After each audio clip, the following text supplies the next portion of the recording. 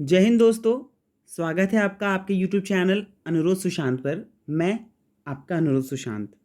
तो हम लोग राज्य दर्शन सीरीज कर रहे हैं। आज है हमारे राज्य दर्शन सीरीज का 19वां दिन और हम लोग फिलहाल नॉर्थ ईस्टर्न स्टेट को, उत्तर पूर्वी राज्यों को देख रहे हैं। उसका रिवीजन कर रहे हैं। ठीक है, तो परंपरा के अनुसार स्टार्ट करते हैं। अच्छा, आज हमारा जो स्टेट है वो है मिजोरम। तो परंपरा के अनुसार हम लोग मिजोरम राज्य की सीमा को देख लेते हैं, किन किन राज्यों से इसकी सीमा लगती है। अगर कोई अंतर्राष्ट्रीय सीमा लगती है तो वो भी देखेंगे। तो ये है हमारा मिजोरम, आप देख सकते हो। और मिजोरम के बारे में एक सबसे खास पॉइंट है कि यह उत्तर पूर्वी राज्यों में सबसे दक्षिणतम राज्य है, मतलब ये। अच्छा, वैसे तो ओवरऑल इंडिया की बात करें तो हमारा जो तमिलनाडु है ना, वो तमिलनाडु सबसे दक्षिणतम राज्य है, ठीक, तमिलनाडु। लेकिन हम उत्तर पूर्वी राज्यों की बात कर रहे हैं, मतलब यहाँ पर ये वाला पॉइंट। ठीक है, तो ये है मिजोरम का। और मिजोरम ही उत्तर पूर्वी राज्यों में सबसे दक्षिणतम है, ये बात क्लियर है। इसकी सीमा लगती है उत्तर में असम से, उत्तर में ही मणिपुर से इसकी सीमा लगती है। दो राज्य हो गए। और दो देश से इसकी सीमा लगती है, एक हो गया म्यांमार और एक बांग्लादेश। ऐसा लगता है ना कि म्यांमार म्यांमार और बांग्लादेश के बीच समझो मिजोरम एक दीवार की तरह बना हुआ है। ठीक है, आप देख सकते हो यहाँ पे। हालांकि म्यांमार और बांग्लादेश आगे चल के मिलते भी हैं, लेकिन कहीं ना कहीं यहाँ पर आप देख रहे हो दीवार की तरह काम करता है। यह है मिजोरम की राजधानी आइजोल। और मिजोरम को कहा जाता है दोस्तों वर्जिन ब्यूटी ऑफ इंडिया, मतलब ऐसी लैंड, ऐसा स्टेट जो अछूता है अभी तक। ठीक है, अभी तक मानवीय हस्तक्षेप से अछूता है वो। बहुत ज़्यादा डेवलपमेंट नहीं है। प्राकृतिक धरोहर आपको बहुत सहेजा हुआ वहाँ पे देखने को मिलेगा। इसीलिए इसको कहा जाता है the virgin beauty of India. और नीले पहाड़ों की भूमि भी कहा जाता है, लैंड ऑफ ब्लू माउंटेन्स, नीले पहाड़ों की भूमि। इसके प्रतीकों की बात करें तो यहाँ पशु इसका है हिमालयन शीरो। शीरो एक बकरी की प्रजाति है, मतलब जंगली थार, थार एक बकरी की प्रजाति है। तो जंगली थार की ही एक प्रजाति है शीरो भी। ठीक है, मैं इमेज दिखा दूंगा आपको, आप देखो एक सेकेंड। तो ये है हिमालयन शीरो। ये थोड़ा बहुत सुअर की तरह भी दिखता है, ये हिरन की तरह भी दिखता है, बट बेसिकली ये बकरी की एक, जंगली बकरी की एक प्रजाति है। ठीक है, आगे बढ़ते हैं। यहाँ का राजकीय पक्षी हो जाएगा फिजेट। ठीक है, फिजेट या फिजेंट भी कहते हैं इसको, फिजेंट आप कहो। ठीक है, राजकीय पक्षी फिजेंट हो जाएगा। और पुष्प यहाँ का राजकीय पुष्प है रेड वांडा। ये आर्किड प्रजाति का एक पुष्प है, रेड वांडा। यहाँ का वृक्ष है आयरन वुड, बहुत लंबा सा पेड़ होता है आयरन वुड। ठीक है, लकड़ी बहुत अच्छी होती है इसकी। लोकसभा की सीटें यहाँ एक हैं, राज्यसभा की एक ही सीट है। नॉर्थ ईस्टर्न स्टेट्स में चूँकि पॉपुलेशन बहुत कम है और इस वजह से उधर लोकसभा राज्यसभा की सीटें बहुत कम हैं। यहाँ विधानसभा की सीट 40 है। देखो, विधानसभा की वैसे तो किसी भी स्टेट में 60 होनी चाहिए सीटों की संख्या, उससे कम नहीं। लेकिन चूंकि नॉर्थ ईस्टर्न स्टेट्स एक्सेप्शनल हैं, वहाँ की पॉपुलेशन ऑलरेडी कम है, तो इसका मतलब ये थोड़ी है कि पॉपुलेशन कम है तो उस राज्य में विधानसभा होगी ही नहीं। उसी के अकॉर्डिंग, उस राज्य की पॉपुलेशन के अकॉर्डिंग ही 40 सीट उस राज्य में दी गई है। अच्छा, मिजोरम जो राज्य है वो संविधान की 6ठी अनुसूची में शामिल राज्य है। कौन कौन सा राज्य है 6ठी अनुसूची में शामिल? असम, असम, मेघालय, मिजोरम और त्रिपुरा। ये जो 4 स्टेट्स है, इनको अपना एजुकेशन पर अपना खुद का रूल बनाने का अधिकार है, लैंड वगैरह पर खुद का एक अधिकार है, खुद का लोकल रूल बनाने का। एक तरीके का एक, जो 6ठी अनुसूची में शामिल हो जाता है कोई स्टेट तो उसको एक पास मिल जाता है लोकल रूल्स क्रिएट करने का। ठीक है, लोकल नियम क्रिएट करने का एक पावर सा मिल जाता है। ठीक है, ताकि अपनी जो धरोहर है उसको प्रिजर्व करके रखा जा सके। और ये जो मिजोरम है वो संविधान की 6ठी अनुसूची में शामिल है। आगे देखते हैं। साक्षरता यहाँ की बहुत अच्छी है दोस्तों, 91.23% है। जिले यहाँ आपको 11 देखने को मिल जाएंगे। मैं थोड़ा स्लो बोल रहा हूँ क्योंकि कमेंट आया था कि मैं जल्दी जल्दी बोल देता हूँ तो फिर चीज़ें हौच पौच से लगने लगती है। तो मैं कोशिश कर रहा हूँ स्थिर से बोलूँ। जिनको स्लो लग रहा हूँ वो स्पीड बढ़ा लें और जिनको फास्ट लग रहा हूँ वो स्पीड कम कर लें। ठीक है, अपने अपने अकॉर्डिंग आप एडजस्ट कर सकते हैं। You have that kind of सुविधा। हाँ, ठीक है। यहाँ की भाषा अंग्रेजी है और मीजो है। ठीक है, तो रिवीजन करते हैं। साक्षरता 91% है लगभग। जिले 11 हैं। भाषा यहाँ की अंग्रेजी और मिजो है। आगे देखते हैं, यहाँ का जो उच्च न्यायालय है ना, ये गुवाहाटी में ही इसका उच्च न्यायालय है। अच्छा, ये जो असम असम का ही जो उच्च न्यायालय गुवाहाटी है, वही गुवाहाटी वाला उच्च न्यायालय। तो असम जो राज्य है वो और किन्हीं स्टेट्स के हाई कोर्ट्स का क्या कह रहे हैं, हाई कोर्ट का काम देखता है क्या? मतलब और कोई स्टेट है जिसका न्यायालय वाला काम धाम गुवाहाटी हाई कोर्ट करता है? तो हाँ, करता है। तो ये जो असम हाई कोर्ट है ना, वो असम का तो देखता है। एक सेकेंड, यहाँ पे मैं लिखता हूँ। Assam high court, Guwahati high court, मतलब असम में जो गुवाहाटी हाई कोर्ट का परिसर है वो असम के तो केसेस को देखता ही है, उसके साथ ही साथ वो नागालैंड, मिजोरम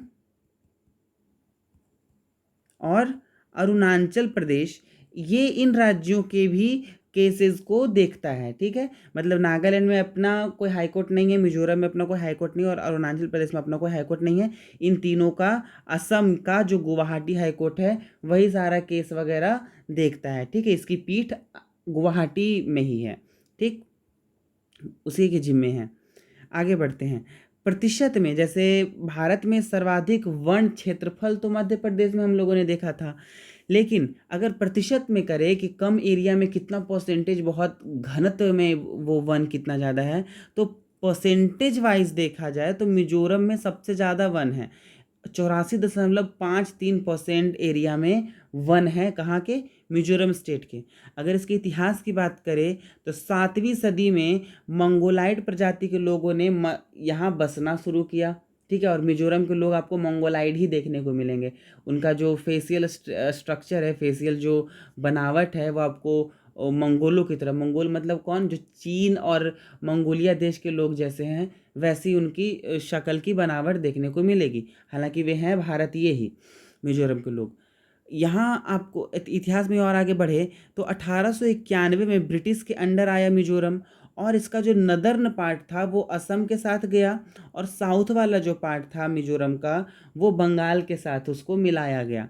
फिर 1898 में ये जो लुसाई हिल्स था, मिजोरम का एक एरिया था लुसाई हिल्स नाम से, मिजोरम का उत्तरी इलाका लुसाई हिल्स के नाम से फेमस था, उसको असम को पूरी तरह से दे दिया गया। फिर भारत आज़ादी हुआ ना जब, तो 1958 से लेकर के 60 के बीच में 2 सालों तक एक बहुत भयंकर अकाल पड़ा। कहाँ? मिजोरम में। उसका नाम था भी मौतक अकाल, मौत जैसा अकाल था, उसका नाम भी मौतक अकाल ही पड़ा। इस अकाल से जनता त्रस्त हो गई दोस्तों, और वहाँ के एक नेता निकल करके आए, लाल डेंगा, जिन्होंने मिजो नेशनल फ्रंट की स्थापना की, और उनके नेतृत्व में एक सशस्त्र विद्रोह हुआ, और उस सशस्त्र विद्रोह का नाम क्या था? ऑपरेशन जेरिचो। ठीक है, किन्होंने स्टार्ट किया? उन्हें पहले कहानी समझते। 1958 और 60 में एक अकाल पड़ा, मौतक अकाल, और लाल डेंगा नाम के एक व्यक्ति थे जिन्होंने मिजो नेशनल फ्रंट की स्थापना की। अच्छा, मिजो नेशनल फ्रंट बहुत बड़ी पार्टी बन गई, मिजोरम की क्षेत्रीय पार्टी है अभी।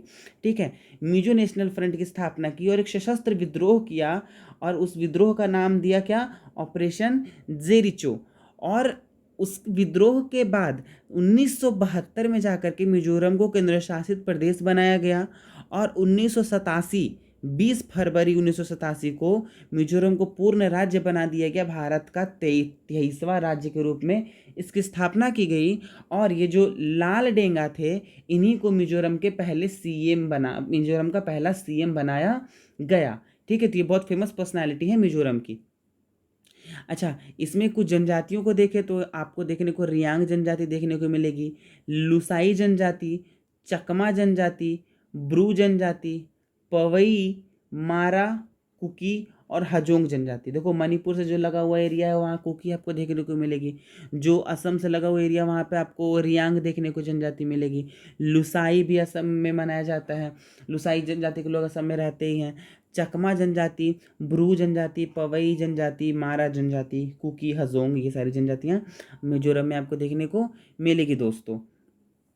अच्छा, इसको तो विशेष राज्य का दर्जा भी मिला हुआ है, और अनुसूचित जनजाति क्षेत्र में भी इसको शामिल किया गया है। अनुसूची 6, क्या मैंने गलत लिख दिया? ठीक है, ये छठी अनुसूची है। आप अपना पीडीएफ में भी अपने सुधार कर लोगे, ठीक है। मैंने पीडीएफ अपलोड किया है। कहाँ पे मैं पीडीएफ अपलोड करता हूँ? टेलीग्राम पे। आप मेरा टेलीग्राम चैनल ज्वाइन कर सकते हो, उसका लिंक मैं डिस्क्रिप्शन में आपको दे दूँगा। आगे बढ़ते हैं। देखो, मिजोरम जो स्टेट है वो कर्क रेखा पर पड़ता है, मतलब कर्क रेखा मिजोरम से होकर के जाती है। अच्छा, किन किन राज्यों से कर्क रेखा गुजरती है? तो गुजरात, राजस्थान, मध्य प्रदेश, छत्तीसगढ़, उड़ीसा, झारखंड और त्रिपुरा और मिजोरम, ठीक है। इन इन राज्यों से होकर के कर्क रेखा गुजरती है। अब चूंकि जब कर्क रेखा गुजरती है मिजोरम से होकर के, तो कर्क रेखा उष्णकटिबंधीय क्षेत्र की ओर आता है, मतलब ऐसा एरिया जहाँ पर सूरज की किरणें सीधी पड़ती है बहुत समय तक, ठीक है। भूमध्य रेखा से बहुत नज़दीक है, 23.5 डिग्री उत्तरी अक्षांश, ठीक। यही तो है कर्क रेखा। इसलिए यहाँ की जो जलवायु है वो उष्णकटिबंधीय देखने को मिलेगी, साथ के साथ उप उष्ण, मतलब हल्का सा ठंडा और हल्का सा गर्म, समझ रहे हो। उप उष्ण, पूरी तरह से उष्ण नहीं, उप उष्ण, हल्का सा गर्म कटिबंध वाले एरिया में मिजोरम लाई करता है, ठीक है। यहाँ की प्रमुख खाद्यान्न फसल है चावल। और अगर यहाँ के पर्वतों की बात करें तो यहाँ पे आपको ना उइफू मत्यांग श्रेणी का पर्वत देखने को मिलेगा। कौन सा पर्वत? उइफू मत्यांग श्रेणी। मिजोरम तथा बांग्लादेश का विभाजक है। कौन सा? उइफू मत्यांग श्रेणी जो है, श्रृंखला जो है पर्वत की, वो मिजोरम और बांग्लादेश का विभाजक है। यहाँ की जो सबसे ऊंची चोटी है वो फगफई चोटी है। इसको फांगपुई भी कहीं कहते हैं, फगफई भी कहते हैं, फांगपुई वाइल्ड लाइफ सेंचुरी भी है, ठीक है। और ये जो है ब्लू माउंटेन पर्वत का या फिर ब्लू माउंटेन का एक पार्ट है। मिजोरम को ब्लू माउंटेन भी कहते हैं ना, लैंड ऑफ ब्लू माउंटेन, मतलब नीले पर्वत की भूमि। तो ब्लू माउंटेन का एक पार्ट है फंगफई माउंटेन, जो कि मिजोरम की सबसे ऊंची चोटी है। आगे देखते हैं, प्रमुख झीलों की बात करें तो तामदिल झील, पाला झील और रिहादिल। अगर आप दिल दिल देखो तो शायद बहुत ज़्यादा चांसेस है कि वो मिजोरम का ही होगा झील। तामदिल झील, पाला झील और रिहादिल झील। यहाँ का एकमात्र हवाई अड्डा आपको देखने को मिलेगा लेंगपुई हवाई अड्डा। कौन सा हवाई अड्डा? लेंगपुई हवाई अड्डा। जलप्रपात यहाँ की है, यहाँ का है एक बेटोग जलप्रपात, बहुत इंपॉर्टेंट है, इसी को आप याद रखो, यही इंपॉर्टेंट भी है। मिजोरम का सबसे ऊंचा जलप्रपात है बेटोग जलप्रपात, ज़्यादा याद करने की आवश्यकता है भी नहीं। मिजोरम का एकमात्र जलप्रपात बेटोग जलप्रपात, मिजोरम का एकमात्र जलप्रपात बेटोग जलप्रपात। राष्ट्रीय उद्यान की बात करें तो यहाँ मुरलेन नेशनल पार्क आपको देखने को मिलेगा। 2 नेशनल पार्क हैं, मुरलेन नेशनल पार्क और blue mountain national park. Murlen national park Mizoram, blue mountain national park Mizoram. Blue mountain national park को फवंगपुई भी कहते हैं। फवंगपुई नेशनल पार्क या ब्लू माउंटेन नेशनल पार्क दोनों एक ही है। और ब्लू माउंटेन का है जो फवंगपुई है, वही सबसे ऊंची चोटी है ना मिजोरम की, हाँ। और यहाँ एक टाइगर रिजर्व आपको देखने को मिलेगा, नाम है उसका क्या? Dampa tiger reserve, DAMPA tiger reserve. Dampa tiger reserve कहाँ है? मिजोरम में। और मुरलेन नेशनल पार्क मिजोरम में, Phawngpui blue mountain national park Mizoram में। वन्य जीव अभ्यारण्य की बात करें तो यहाँ डंपा वाइल्ड लाइफ सेंचुरी जो कि टाइगर रिजर्व भी है, Khanglung wildlife sanctuary, Ngerenpuri wildlife sanctuary, Pualreng wildlife sanctuary, Dampa wildlife sanctuary, Khanglung wildlife sanctuary, Ngenpuri wildlife sanctuary, Puarleng wildlife sanctuary, Tabi wildlife sanctuary, Thorangtlang wildlife sanctuary और Lengteng wildlife century. कौन? लेंगटिंग, थोरांगलंग, पुआलरेंग, नरेंगपुरी, इतने सारे wild life sanctuaries आपको मिजोरम में देखने को मिलेंगी। प्रमुख नदियों की बात करें दोस्तों तो यहाँ बराक नदी बहती है, असम और मिजोरम की सीमा से होते हुए बराक नदी बहती है, ठीक है। छिमतुईपुई नदी आपको मिजोरम में बहती हुई देखने को मिलेगी। कौन सी नदी? छिमतुईपुई नदी, ठीक। फिर लवांग नदी और एक लवांग तवांग तो एक ही साथ है, ठीक है। लवांग तवांग, कौन सी नदी? लवांग नदी, लवांग तवांग नदी आपको मिजोरम में देखने को मिलेगी। और एक महत्वपूर्ण है सोनाई नदी, ठीक। सोनाई नदी एक है ब्रह्मपुत्र की सहायक नदी है और ये मिजोरम में बहती है। कौन कौन सी नदियाँ हो गई हम लोगों ने देख लिया? बराक नदी, छिमतुईपुई नदी, लवांग तवांग नदी, सोनाई नदी, ठीक है। त्योहार मनाए जाते हैं। इसमें सबसे महत्वपूर्ण तो यही है दोस्तों, चापाचारकूट। पूछा जाता है चापाचारकूट फेस्टिवल किस राज्य में मनाया जाता है, तो आंसर हो जाएगा मिजोरम में। पालकुट फेस्टिवल, कुट कुट देखोगे ना तो आप मिजोरम लगा सकते हो, ठीक है। कुट, चापाचारकूट, पालकुट, मीमकुट, ठीक है, मीमकुट। मीमकुट मणिपुर में भी मनाया जाता है दोस्तों। हम लोग मणिपुर जब हम लोग देख रहे थे तब हम लोगों ने देखा था, ठीक है। खुआलम त्योहार और चेराव त्योहार, ज़्यादा करके कूट वाला आप याद रखोगे, चापाचारकूट, पालकुट, मीमकुट, ये कूट कूट वाले जो त्योहार हैं वो मिजोरम में मनाए जाते हैं। बिस्कुट खा के मज़ा आता है ना, तो मज़ा से मिजोरम, और कुट कुट से त्योहार वाला कूट, चापाचारकूट, पालकुट, थीमकुट, मीमकुट, ये सब, ठीक है। नृत्य की बात करें तो यहाँ आपको चेराव नृत्य देखने को मिलेगा। और ये चेराव जो डांस है ना, वो बांस पर किया जाता है, मतलब बांस को क्रॉस कर करके करवा करवा करके डांस करवाया जाता है। और जो डांसर्स होते हैं उस क्रॉसिंग से बच करके डांस करते हैं, वैसा करके, ठीक है। पैटर्न बना बना करके डांस किया जाता है। दिएलहम त्योहार, ये चावल से बने जो बियर होता है ना उसका नृत्य होता है। मतलब अभी जो चला था ना एनिमल मूवी में, जो बॉबी देओल को देखा था आपने, शराब को सर पे रख करके डांस करता है, वैसे ही तो चावल का जो शराब बनाया जाता है उसी का जो डांस है उसी को सेलिब्रेट करने के लिए डांस किया जाता है, दिएलहम डांस, ठीक है। चैलम डांस आपको देखने को मिलेगा मणिपुर में। चेंगलाइजिन डांस आपको मणिपुर में देखने को मिलेगा। अच्छा, ये मणिपुर का एक पारंपरिक शॉल है, उसको कहते हैं पुआन। और इसी शॉल को ओढ़ करके चेंगलाइजेन डांस किया जाता है मिजोरम में, ठीक है। मिजोरम का जो पुआन है, पारंपरिक शॉल है, उसको ओढ़ करके किया जाता है। खुआलम डांस किया जाता है मिजोरम में। सरलामकाई डांस आपको देखने को मिलेगा। और जो सरलामकाई डांस है ना, वो यहाँ का सैन्य डांस है, ठीक है।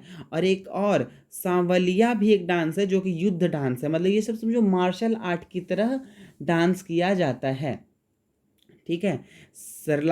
सरलामकाई डांस और सांवलिया डांस, ये दोनों युद्ध डांस और सैन्य डांस हैं, ठीक है। एक है पार्लेम नृत्य मिजोरम का, आप याद रखना। सबसे इम्पोर्टेंट बात करें तो चेराव डांस है, और दिएलहम डांस और चिंगलाइजेन डांस, ये बहुत महत्वपूर्ण है, मिजोरम का डांस है। तो ये थी जानकारी मिजोरम के बारे में दोस्तों। आई होप वीडियो आपको अच्छी लगी है। कुछ और हम लोग जानकारी देख लेते हैं। आप देखो मिजोरम का जो मैप है, असम, मणिपुर से सीमा लगती है इसकी। यहाँ पे त्रिपुरा, मैंने त्रिपुरा नहीं बताया क्या मैप में? अच्छा यार, यहाँ पे ना ये त्रिपुरा भी है, सॉरी सॉरी, छूट गया था त्रिपुरा। त्रिपुरा से भी मिजोरम की सीमा लगती है दोस्तों। मैं पीडीएफ में सुधार करके आपको दे दूंगा पीडीएफ, ठीक है। तो यहाँ की इसकी सीमा त्रिपुरा से भी लगती है, और यहाँ पे इसकी सीमा बांग्लादेश से लगती है। फिर इस तरफ इसकी सीमा म्यांमार से लगती है, ठीक। तो 3 स्टेट हो गए, कौन कौन? त्रिपुरा, यहाँ पे असम, और यहाँ पे मणिपुर से इसकी सीमा लगती है। अच्छा, आगे देखते हैं। तो आपको देखो ये Purleng wildlife sanctuary, Lengteng wildlife sanctuary आपको यहाँ पे देखने को मिलेगा। मुरलेन नेशनल पार्क आपको देखने को मिलेगा यहाँ पे। Tawi Tawi wild life sanctuary मैंने बताया है। दम्पा टाइगर रिजर्व मिजोरम में देखने, मणिपुर बोल रहा हूँ क्या, मिजोरम। डम्पा टाइगर रिजर्व मिजोरम में, Murlen national park Mizoram, Tawi wild life sanctuary Mizoram. फिर पता नहीं क्या लिखा हुआ है, थांगटांगई वाइल्ड लाइफ सेंचुरी मिजोरम, ठीक है। पढ़ना भी नहीं आता, ऐसे ऐसे नाम होते हैं यहाँ पे। फवांगपुई ब्लू माउंटेन नेशनल पार्क, ये दूसरा, मुरलेन के बाद मिजोरम का दूसरा नेशनल पार्क कौन है? फवांगपुई ब्लू माउंटेन नेशनल पार्क। ये फिर पाला रामसर साइट है ये, ठीक है। आगे देखते हैं। ये तो हम लोगों ने देख ही लिया कि हिमालयन शीरो है। फिर ये जो फूल है मिजोरम का, क्या नाम है उसका? रेड वांडा, ठीक। रेड वांडा फ्लावर है, कितना खूबसूरत है, आप देख सकते हो, ये जो मिजोरम का रेड वांडा है। फिर ये जो फिजेंट है, फिजेंट पक्षी है, आप देख सकते हो। मैं छोटा करके दिखाऊं ये पूरे स्क्रीन पे, ये देखो कि ये देखो है मिजोरम का स्टेट पक्षी फिजेंट, कितना खूबसूरत है ना। और ये इस जानकारी के साथ मिजोरम को भी हम लोगों ने कवर कर लिया दोस्तों। वीडियो बनाने में बहुत मदद लगती है, मैं कोशिश बेगारी नहीं करता हूँ, मैं कोशिश करता हूँ कि आपके पास एक ऑथेंटिक सा फैक्ट जाए, और एक ही वीडियो में आप पूरे स्टेट को लगभग उसकी समग्र जानकारी तो नहीं मैं कहूँगा, बट एक बहुत हद तक आप उस स्टेट की जानकारी प्राप्त कर लो। बहुत जगह से मैं वीडियोस बनाने के लिए मटेरियल को कलेक्ट करता हूँ। यूट्यूब हो गया, गूगल पर सर्च करके, अपने क्लास नोट्स को मिला करके मैं अच्छा खासा समय देने के बाद मैं वीडियो को क्रिएट कर पाता हूँ, ताकि आपके पास जो कुछ मैं प्रोवाइड करूँ वो अच्छा कंटेंट मिले। हर जगह से मैं अपने मटेरियल को कलेक्ट करके तब जा कर के पीडीएफ बना करके आपके सामने ये पेश करता हूँ। मैं नहीं कहता कि जो मेरी वीडियो है वो सबसे अच्छी है, बट हाँ, मेरी वीडियो में जो कंटेंट है वो सबसे ज़्यादा है। मैं मानता हूँ कि इसमें जो कुछ भी मैं इंक्लूड कर रहा हूँ अपने नोट्स में, वो एग्ज़ाम पर्सपेक्टिव से इम्पॉर्टेंट तो है ही, और साथ के साथ आपको और कहीं जाने की ज़रूरत नहीं पड़ेगी। और दूसरी बात कि मैं जो कर रहा हूँ वो यूट्यूब पर I believe, I can say this with believe कि और कहीं आपको नहीं मिलेगा। इतना सारा कंटेंट इतने कम समय में तो आपको नहीं कहीं मिल रहा है। ठीक है, तो प्लीज़ आप मुझे सपोर्ट करो। मेरा चैनल बहुत बड़ा नहीं है, तो आई होप आप सपोर्ट कर रहे हो दोस्तों। आप मुझे सपोर्ट करो, मेरे चैनल को शेयर करो, ज़्यादा से ज़्यादा लोगों तक पहुँचाओ। Today I am requesting this to you. और अगर आपने यहाँ तक मेरी वीडियो को देख लिया है, अगर आपने मेरी रिक्वेस्ट को सुन लिया है, तो प्लीज़ नहीं, प्लीज़ नहीं, तो आप मेरे थैंक यू के पात्र हो। Thank you very much. I am signing off.